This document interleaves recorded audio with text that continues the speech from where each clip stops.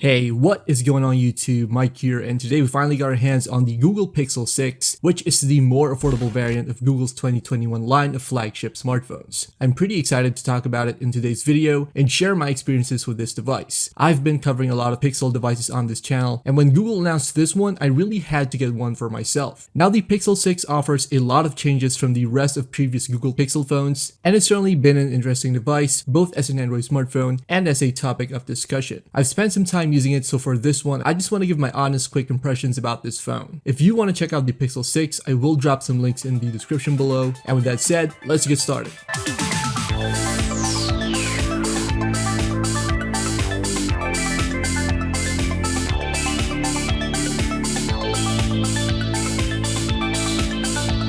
Unboxing the Pixel 6 is a pretty simple task. As per recent smartphone tradition, the Pixel 6 ditches the charging block, so all you get is the phone itself, a USB-C charging cable, some paperwork, and a SIM ejector tool. The box is minimalist as always, though we now get a color accent based on the color that you're buying. As you can see, we have the stormy black version on here. To be honest, I'm bummed out that there's no longer a charger included, although fortunately I have a couple of spares lying around. Alright, so let's talk about that design. From handling the Pixel 6, we can see that there's obviously a big hardware change compared to previous Pixel models. Gone is the curvy unibody design that we saw on last year's Pixel 4a and 5 models, and instead we get a more square shape, which actually reminds me of similar smartphone designs from the past. It's a bit heavy though, but that's understandable because of the size of the battery and the materials used. It also comes with an IP68 rating, so it will be safe against splashes in rain and maybe accidental drops in the pool. The phone's outer shell is made of a Gorilla Glass Victus display panel, Gorilla Glass 6 at the back, and a matte aluminum frame that goes around the sides of the phone. I do love this design, and the metal frame adds a bit of grip. I do wish that there was an option for a matte back design, as the glass back tends to get smudgy. The power and volume buttons on the right side are really clicky and have a glossy finish. However, I'm not sure if they're made out of metal or plastic. On the other side of the phone is the SIM tray, and that's pretty much it. Aside from the angular look, the camera module at the back has also been drastically redesigned. It's now one big window that goes across from left to right instead of the rounded square design on previous Pixel phones. One thing I noticed is that you can point out the seam on the camera glass if you look at the right angle. The camera glass is pretty large, and you should definitely be careful with keeping it from damage. Because of the 6.4-inch display, the Pixel 6 is definitely a large device, and comparing it to previous Pixel phones and even an iPhone 11 only highlights its large size. Unfortunately, the Pixel 6 does not come with a 3.5mm headphone jack, unlike on the budget Pixel A models. This is pretty ironic considering the fact that Google made a big deal of the headphone jack on the Pixel 5a, and it would have been nice to see this feature on this device. Likewise, you don't get a microSD card slot, but that's been the case with all the Pixel devices. Setting up the Pixel 6 was a straightforward affair. I did have some warnings about an Android 12 Wi-Fi bug by fellow YouTuber Fenson over at Gadgetsu, so I was able to avoid this. Big shout out to Fenson, and you should definitely check out his channel. Alright, so let's talk about the display quality here. The Pixel 6 comes with a 6.4 OLED display. It's a flat display unlike on the Pixel 6 Pro. It was a big reason why I opted for this device instead. Colors are vibrant on the display, and there are options to switch up the color temperature of the screen, as well as the variable 90Hz refresh rate. I don't use a lot of phones with this kind of refresh rate, so to be able to see it in action here on the Pixel 6 was really nice. It feels very smooth, and scrolling on the display looks very fluid. Google has decided to remove the physical fingerprint scanner on the back, and for this one we get an in-display fingerprint scanner. To be honest, I wish we got a rear-mounted one. In fairness though, the fingerprint scanner was quick to respond in my experience, and I barely had any trouble using it. Be careful when using a screen protector on it though, because it heavily affects the sensitivity of the sensor.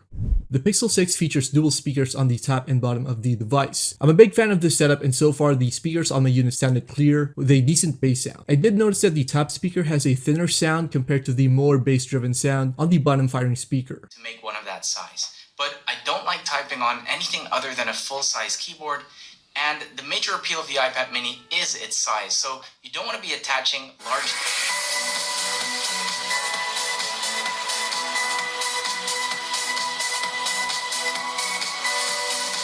Calls have good quality, and I was able to use the phone for voice and video calls without any problem. This is of course a 5G device, but unfortunately I wasn't able to always get 5G signals out here in the suburbs, although a trip downtown did get me some good coverage.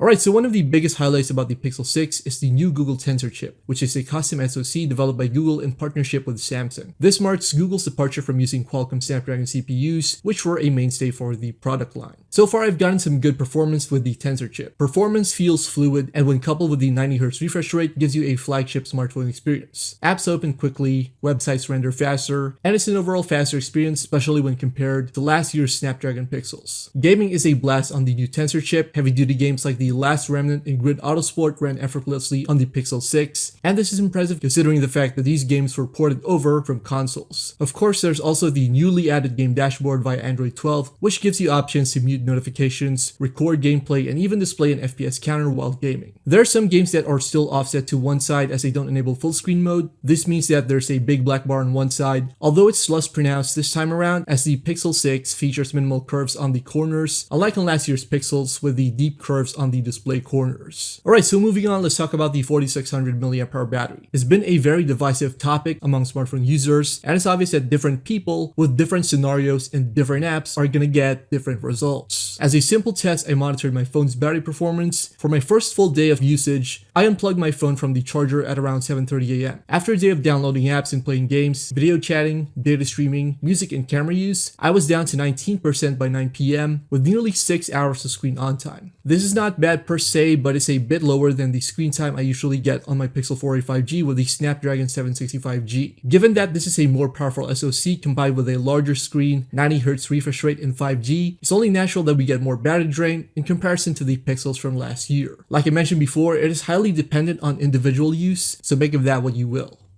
Another big hardware improvement to this year's Pixel is the camera setup. The main camera has been upgraded to a 50 megapixel sensor, and this is accompanied by a 12 megapixel ultra-wide sensor. On the front, there's an 8 megapixel sensor, which is pretty similar to what we got last year. As expected, you get great photos on the phone thanks to Google's camera software optimization. There's good dynamic range and photos have the right amount of contrast. Colors are balanced for the most part as well. Of course, this is a subjective matter, and I happen to like how the Pixel produces colors. You can also get great photos on the ultra-wide lens, although I've noticed that ultra-wide photos sometimes have a greenish tint on them. Portrait mode remains one of my most favorite features on the Pixel 6. The shallow depth of field is mostly on point, but there are a few times when edge detection can get a bit iffy. Using the long exposure feature is fun, especially with fast moving elements in your view. However, slower moving objects like people tend to disappear when caught in the long exposure shot. Night sight and low light photos are great. If you're after a phone that can get you good exposure and details despite being in dark situations, then the Pixel 6 has you covered. Again though, whether or not you like how the Pixel renders night sight photos is a purely subjective matter, but yeah, these are how night sight photos appear on my device. Another favorite feature of mine has been the Magic Eraser tool. It's not perfect, but for quick social media uploads, it gets the job done nicely. Alright, so the Pixel 6 can shoot videos in 1080p and 4K resolution at either 30 or 60 frames per second. To be honest, I haven't had much time to test out 4K video on this phone, so I'll have to do a video on that in the future. In general though, videos have good quality, stabilization is amazing, and it's something that the Pixel gets right when it comes to videos. However, it does have a hard time adjusting the contrast sometimes, and this results in a loss of dynamic range. Low light videos can also get grainy, which is a bit disappointing. For all its success with still photos, I'm still waiting for the best optimization to the 50 megapixel sensor on this phone when it comes to video quality.